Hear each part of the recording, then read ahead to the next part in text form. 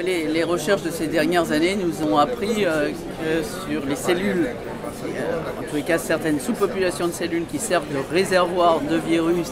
sous traitement et qui expliquent pourquoi les patients ne peuvent pas arrêter leur traitement, eh bien il y a des molécules sur ces cellules qui sont les mêmes que celles qu'on retrouve sur les cellules tumorales.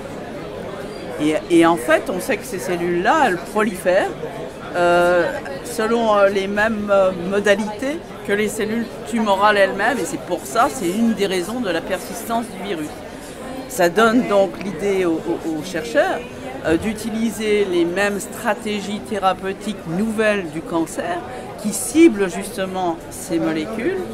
chez les patients infectés par le VIH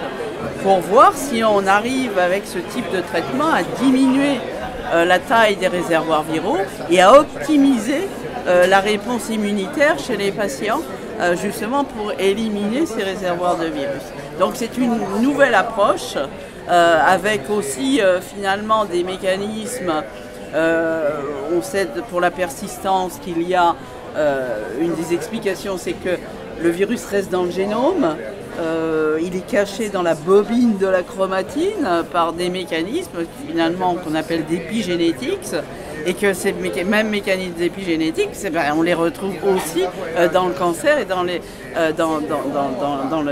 l'explication des cellules cancéreuses. Donc tout ça fait que c'est le bon moment de mettre ensemble les communautés pour qu'elles réfléchissent, travaillent ensemble, et c'est ce qu'on a fait pendant 1 jour et demi à l'Institut Curie. Et je pense qu'à la fois les chercheurs qui travaillent dans le domaine du VIH ont appris beaucoup des oncologistes, je dirais, et à l'inverse, les oncologistes, de ce qu'ils m'ont dit, ont découvert beaucoup de choses qu'ils n'imaginaient pas en commun avec leur domaine de recherche, et certains sont complètement prêts à s'allier sous forme de consortium et à travailler ensemble. C'était l'objet.